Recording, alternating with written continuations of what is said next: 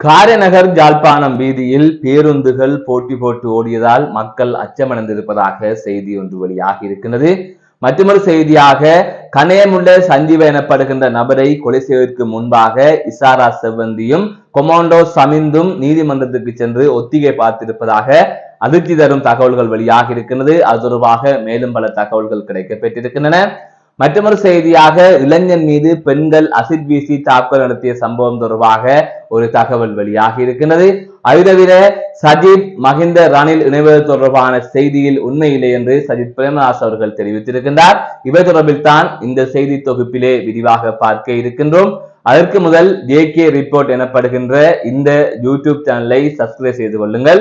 தொடர்ந்து அருகில் இருக்கின்ற பெல் பட்டனை கிளிக் செய்வதன் ஊடாக நான் போடுகின்ற ஒவ்வொரு காணொளிகளையும் உடனுக்குடன் நீங்கள் பார்க்கக்கூடிய வகையிலே இருக்கும். நான் நடராசா ஜெயகாந்தன். தற்பொழுது செய்திகளுக்குள்ளே செல்லலாம்.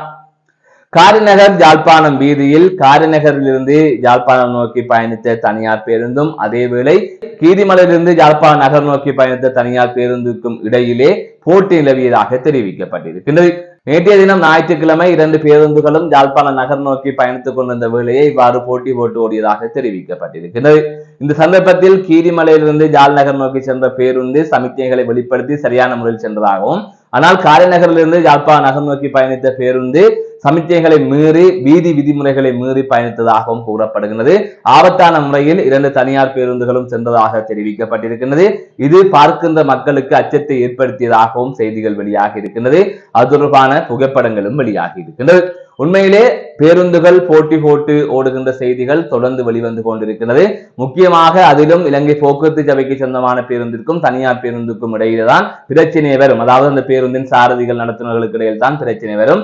இன்னும் சொல்ல போனால் இவர்கள் இருவருமே போட்டி போட்டு ஓடுவார்கள். அதாவது 2 பேருந்தும் போட்டி போட்டு ஓடும். பின்னர் இடையிலே நிறுத்தி 2 தரப்பும் கம்பிகளால் அடித்துக் கொள்ளுகின்ற அளவிற்கெல்லாம் பல சம்பவங்கள் நடந்திருக்கிறது. பயணிகளை பேருந்திலே வைத்துக் கொண்டு இவ்வாறான சம்பவங்களில் அவர்கள் ஈடுபட்டிருக்கிறார்கள். இவ்வாறு பல தகவல்களை நீங்கள் அறிந்திருப்பீர்கள். ஆனால் இங்கு 2 தனியார் பேருந்துகள் இவ்வாறு வீதி விதிமுறைகளை எல்லாம் மீறி பயணித்ததாக கூறப்படுகிறது. அதில் ஒரு பேருந்து சரியாக சென்றாலும் மற்றொரு பேருந்து இவ்வாறு அந்த பேருந்து இடையூறு விளைவிக்கின்ற வகையிலும் மக்களுக்கு அச்சத்தை ஏற்படுத்துகின்ற வகையிலும் அந்த பேருந்தின் சார்பில் செலுத்தியதாக தெரிவிக்கப்பட்டிருக்கின்றது. இந்த சம்பவம் தொடர்பாக பல செய்திகள் வெளிவந்திருக்கின்றது.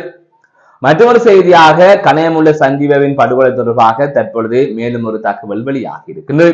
அதாவது கனேமுள்ள சஞ்சீவ நீதிமன்றத்தில் சுட்டு படுகொலை செய்யப்படுவதற்கு முன்பு, அதாவது 2 நாட்களுக்கு முன்னர் இசாரா செவ்வந்தி, இந்த கொலை சம்பவத்தின் மூலியாக செயற்பட்ட இளம் பெண் இசாரா செவ்வந்தியும் கமாண்டோ சமிந்து எனப்படுகின்ற நபரும் அவர்தான் இந்த துப்பாக்கி பிரயோகத்தை மேற்கொண்டிருந்தார்.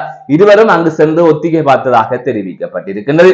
மட்டக்குடி பகுதியைச் சேர்ந்த நபர் ஒருவர் இந்த சம்பவத்துடன் தொடர்பட்டார் என்ற சந்தேகத்தின் அடிப்படையில் அந்த துப்பாக்கி சூட்டு சம்பவத்திற்கு பின்னர் கைது செய்யப்பட்டிருந்தார். அவருடன் மேற்கொள்ளப்பட்ட விசாரணையின் அடிப்படையிலே இந்த தகவல் வெளியிடப்பட்டிருப்பதாகவும், இசாரா செவ்வந்தி அவருக்கு 2000 ரூபாய் கொடுத்ததாகவும், அதாவது நீதிமன்ற அறையை காட்டுவதற்கு 2000 ரூபாய் கொடுத்ததாகவும் ஒரு செய்தி வெளிவந்திருக்கிறது.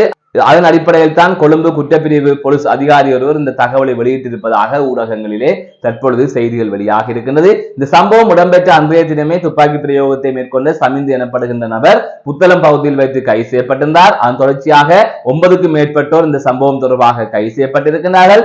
அதுக்கு பிறகாக இசாரா செவ்வந்தியை கைது செய்வதற்கான முயற்சிகள் மேற்கொள்ளப்பட்டது. ஆனால் இன்று வரை இசாரா செவ்வந்தி தொடர்பான எந்தவித தகவலும் வெளியாகவில்லை. இசாரா செவ்வந்தி தொடர்பான தகவலை வழங்குபவர்களுக்கு 12 லட்சம் ரூபாய் சன்மானம் வழங்கப்படும் என்று பதில் பொலிஸ்மா அதிபரும் அறிவித்திருக்கின்றார். ஆனால் இசாரா செவ்வந்தி தொடர்பாக எந்தவித தகவலும் கிடைக்கவில்லை. இசாரா செவ்வந்தி இந்தியா சென்று விட்டார், மாலத்தீவு சென்று விட்டார் என்று பல்வேறு விதமான செய்திகள் வெளிவந்து கொண்டிருக்கின்றன.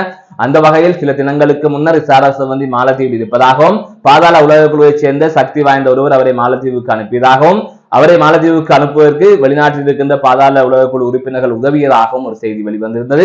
இவ்வாறு பல்வேறு விதமான செய்திகள் வெளிவந்தாலும் இசாரா செவ்வந்தியை கைது செய்யவில்லை என்பதுதான் இன்று வரை இருக்கின்ற ஒரு செய்தியாக இருக்கின்றது. இது அரசாங்கத்திற்கும் பெரும் தலையீடியை கொடுக்கின்ற ஒரு விடயமாக இருக்கின்றது.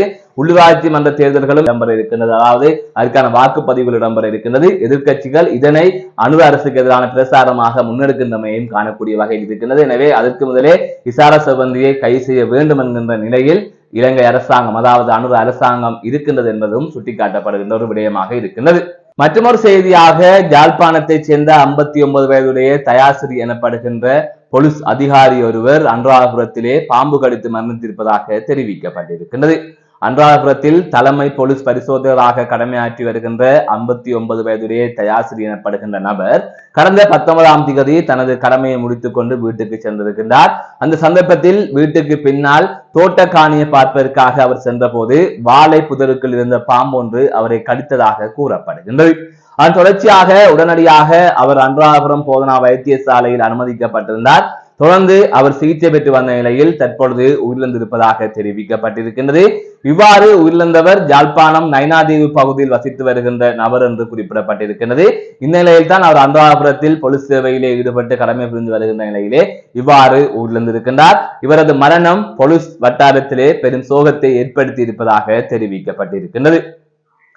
மற்றொரு செய்தியாக களுத்துறையில் இளைஞன் மீது பெண்கள் அசிட் வீசியதில் இளைஞன் காயமடைந்த நிலையில் கொழும்பு தேசிய வைத்தியசாலையில் சிகிச்சை பெற்று வருவதாக கூறப்படுகின்றது.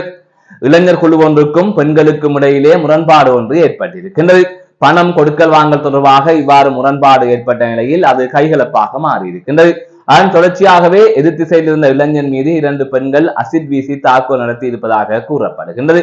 இவ்வாறு தாக்குதலுக்கு இலக்கான இளைஞன் தற்பொழுது கொழும்பு தேசிய வைத்தியசாலையில் சிகிச்சை பெற்று வருவதாக கூறப்படுகின்றது. இந்த சம்பவம் தொடர்பான மேலதிகமான விசாரணைகள் இடம்பெற்று வருவதாகவும் தெரிய வருகின்றது. இவ்வாறு பெண்கள் இளைஞன் மீது அசிட் வீசி தாக்குதல் நடத்திய சம்பவம் பெரும் பரபரப்பை ஏற்படுத்தி இருக்கின்றது.